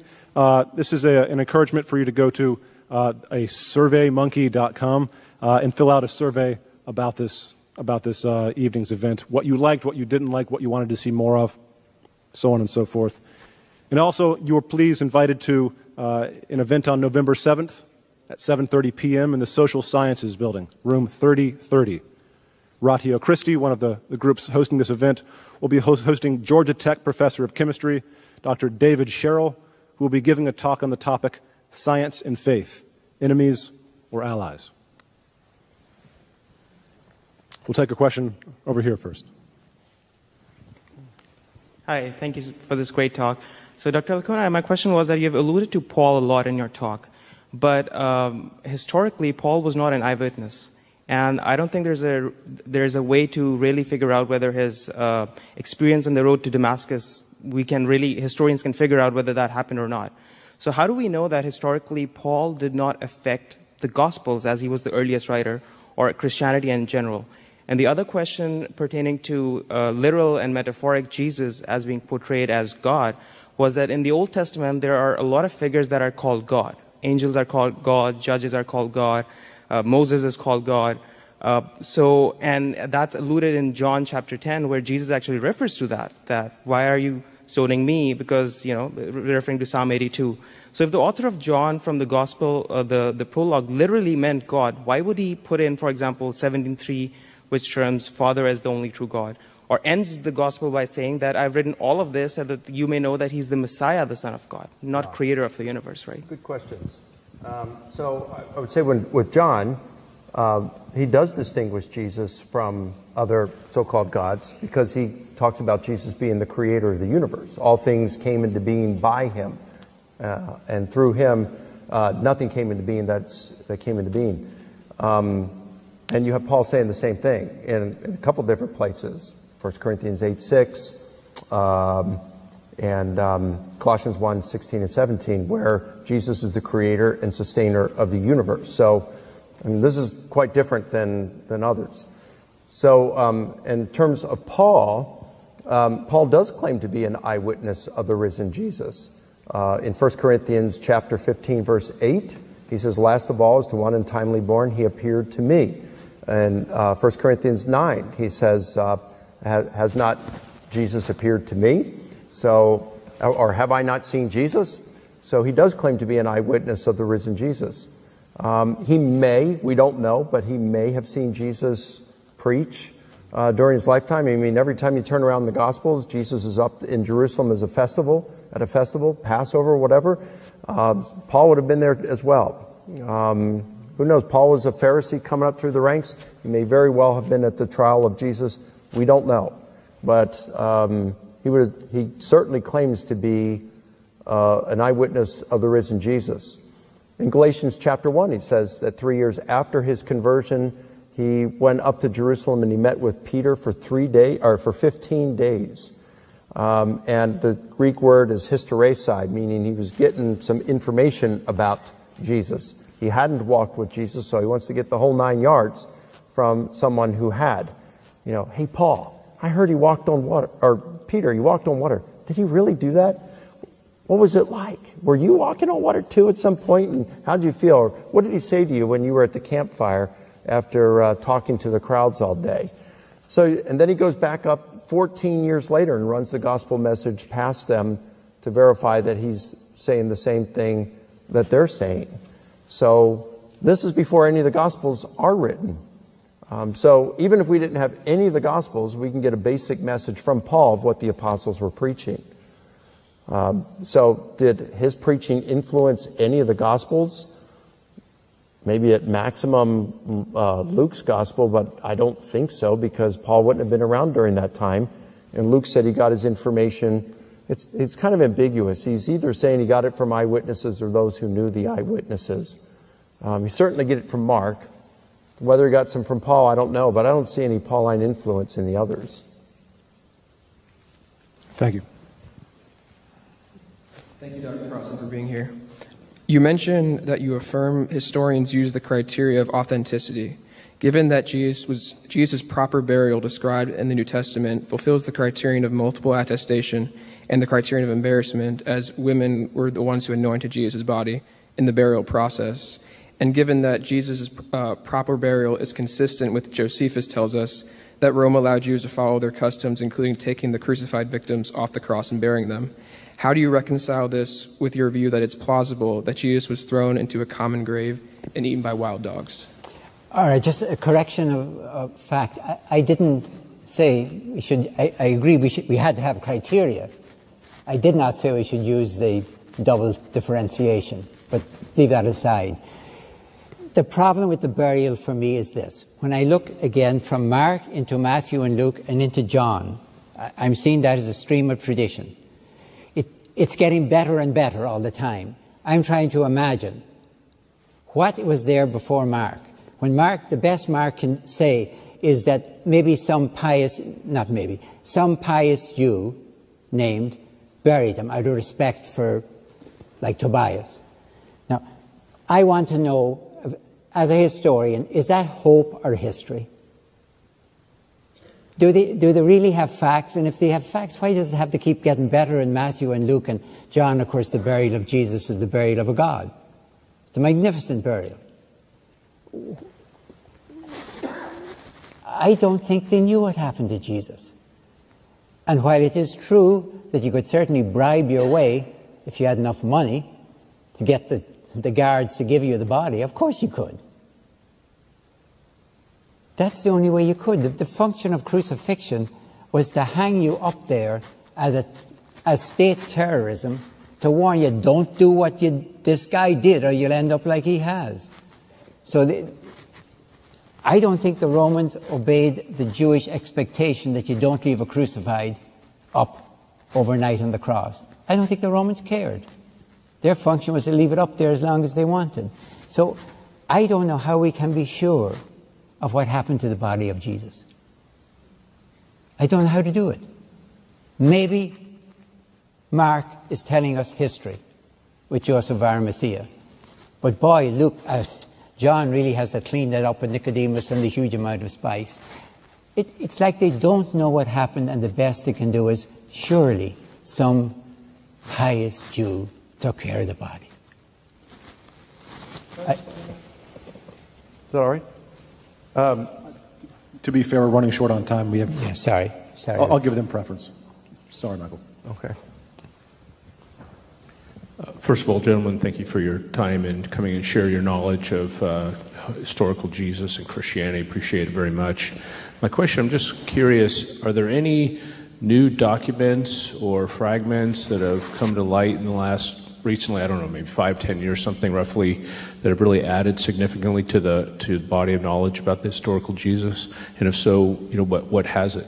How has it added to it? No. Recently, I think earlier this year, it was revealed that there's this Mark fragment that has been discussed for a while, and that has finally been dated, I think, to early 2nd century, and would be the earliest fragment or manuscript of a portion of Mark that we have, but it didn't change anything from what our text says right now. Yeah, my question is Dr. Crossan, because you've been talking about metaphor versus literal and such. My wife and I have been married for 8 years, and we do have a great love for one another, but we also know our time here is always limited.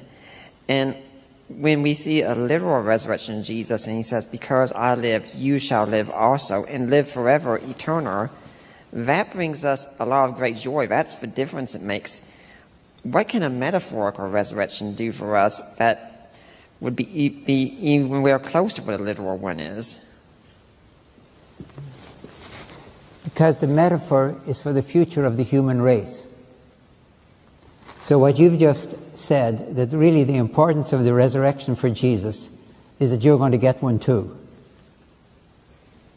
I don't expect that. I accept that I will not have that.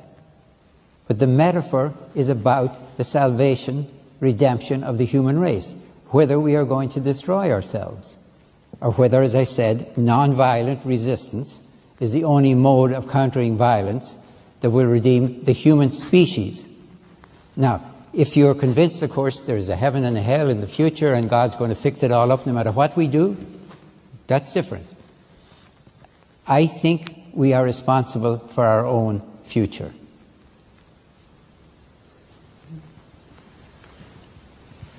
Great.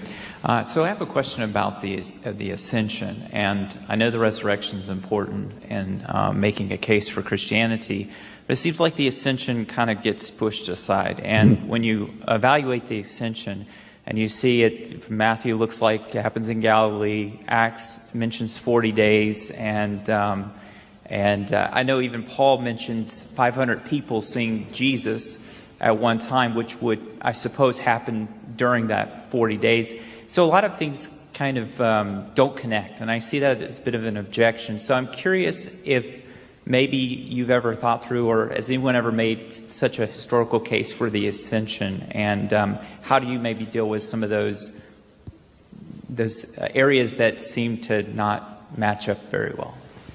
Yeah, well, I don't see any of those things not matching up just because, let's say, the Gospels don't mention the appearance to the more than 500 at one point, or all the appearances. None of them are doing all the appearances. In fact, it seems to me that Matthew and Luke compresses the time. So you have appearance to women in Matthew, but the appearance to the male disciples doesn't happen until Galilee, all right? And then that's kind of like the end of it there in the appearance of the male disciples in Galilee. Luke kind of combines them all together to have occurred on Easter, the resurrection, all the appearances, and the ascension. He does know that this happened over a period of time because Acts chapter 1, he says it happened over a period of 40 days. But he's just compressing them all into one day, just time compression, a common literary device.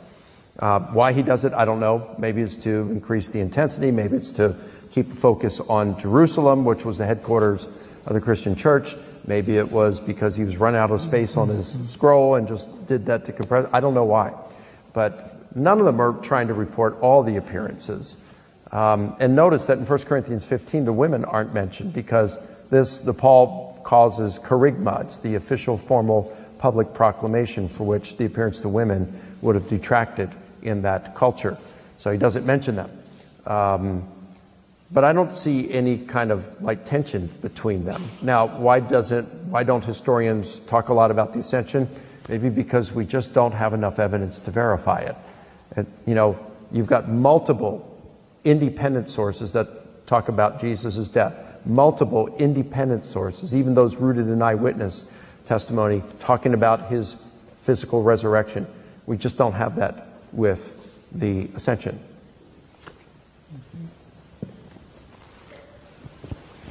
A couple more brief ones. Okay. This is a question for Dr. Crossan. Well, I see and respect your viewpoint about the metaphor about the bodily resurrection, right? But I don't see, if you're a first century Roman peasant or farmer or whatever, and Paul comes to you and says, Christ is risen, or Jesus is risen, but it's only a metaphor. Don't worry about it. I don't think it'd be a compelling enough reason. You have a metaphor versus, Caesar is the living God or whatever, right? So there are a lot of nice metaphors. There's nice metaphors in Star Wars or, the Chronicles of Narnia or whatever. But if you have a real thing versus a metaphor, the real thing always wins out. And I don't see how a first century person could believe a metaphor over the real risen bodily resurrection, All right, please understand the language again. You notice how you slip from metaphor to real. Please understand, I'm saying the most real thing in the world is a metaphor. I never use this language that you use, metaphor. Because let me take your question. A good first century debate. Paul is talking to an open-minded person who hasn't any of the hang-ups that I might have after the Enlightenment. He's telling them about Jesus, as literal as you want. Jesus is with God. You might say the God.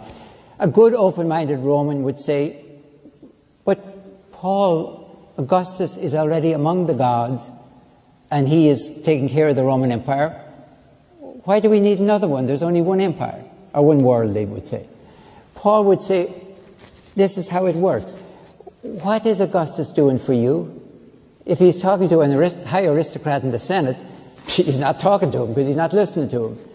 The peasant, if you will, or the poor artisan, more likely in the herbs, is going to say, well, yeah, I guess he's keeping peace around, he's keeping the Celts out of the streets, and that's good. But yeah, he hasn't done much for me. I'm still working as hard as I've ever worked. So tell me about your guy. He's up in heaven, right? So he's influential. Tell me what he might do for me. That is a first century question. A first century response is not, I don't believe people go up to heaven. I don't believe in the resurrection.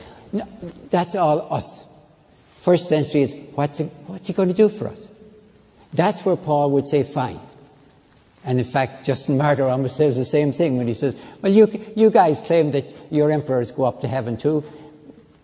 But he's going to say, and this is going to get Paul killed and get Justin a martyr eventually, our Jesus's, all your emperors rolled up in a ball are not worth our Jesus's little finger. Because if you push him, what you people do is injustice and violence, and you run the world like that, and you think victory is going to give you the world. And our Jesus, coming from a different tradition, the Jewish tradition, says victory is a bankrupt program, only justice can rule the world. These are absolute clashes. They're not on the same level. But you have to choose, and what makes you choose is faith. Roman faith goes with Caesar. Christian faith goes with Jesus.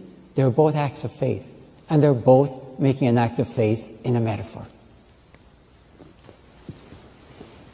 One final question. Dr. Licona, you've talked about the reliability of narrative material in the Synoptic Gospels, Matthew, Mark, and Luke. I want to ask about Q, the name given to the body of sayings of Jesus in Matthew and Luke. Could you say something about what material from Q you think can be said to be likely, maybe very likely, to have come from the lips of Jesus? What Q material could very likely come from the lips of Jesus? Oh boy, I don't know. I'd have you caught me on the spot for that. You know, I do think I do embrace the two source hypothesis. I do think that there is a Q source. I don't know what it is. I think it's. I mean, it is sayings material. I think it's likely, or at least possible, that it's what Papias was talking about, the sayings or oracles of the Lord, that was originally in Aramaic, and that is what he attributed to Matthew. That later got translated into Greek. The Beatitudes, Mike, would be in Q. The Beatitudes. Oh, yeah, the Beatitudes. Thanks, Dominic. Beatitudes, I would say that. And even though we don't have those outside of the Q material preached in a sermon by Jesus, per se, on the Mount, we do have a lot of those same, the material in the Sermon on the Mount that's peppered throughout the Gospels, and we find it in James. We find some in Romans. So these are common teachings that were attributed to Jesus in the Sermon on the Mount, even just more than the Beatitudes, but the Sermon on the Mount, a lot of the material in that, I would say. But I have to think through some of that. Probably some of the things where he is talking about, I think in Q3 and Q13, where he's talking about himself being the eschatological judge. I mean, most things that historians of Jesus will agree on is that Jesus did claim to be the apocalyptic Son of Man. And so those Q sayings, I forgot what 3 is. 13, I think, is many will say to me on that day, Lord, Lord, did we not do? And, you know, I forgot what 3 is, but those are probably authentic recollections of sayings of Jesus. Before I let you all go, I want to remind you that as you're leaving, we're going to be having book sales and book signings by our two speakers tonight. But please join me in thanking both of them, and thank you all for coming.